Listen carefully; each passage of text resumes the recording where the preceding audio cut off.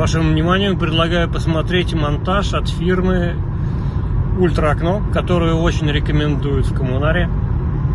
Вот, и как они поменяли лоджию алюминиевый от застройщика на пластиковую лоджию.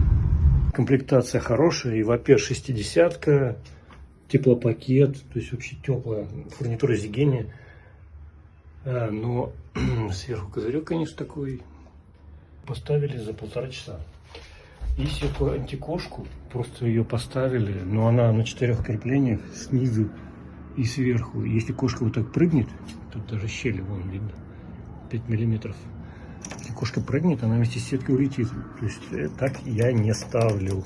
Так, ладно, по крепежу, допустим, ни одной пластины нету, но вот один саморез, как его, по бетону. Ну, будем надеяться, внизу есть под глухарями тут. Вверх я сомневаюсь, что крепили на самом деле. Потому что, ну, во-первых, в середине нету ни одного крепежа. Там, кстати, зазор 5 миллиметров. То есть, закрепили козырек и просто к нему вот на 4 борчика закрепили. И потом к соседней лоджии нащельником. И также с другой стороны. То есть, ну, максимально быстро, оперативно. Вот. Все. Так, вот по поводу этого штапика точно надо вызывать. Пускай что-то делают красиво. Вот хотя бы так.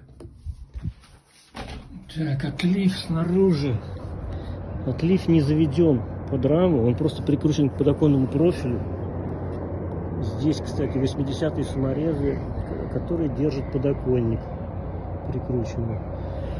В общем, отлив, конечно, да, так не делают. Я думал, так же не ставят. На самом деле. Более все равно тут уголки сделали под подоконник. Зачем его прикручивать надо было еще с улицы? А как бока они крепили? То есть они вообще не крепили. Поняли, да? Больше нечего сказать, конечно.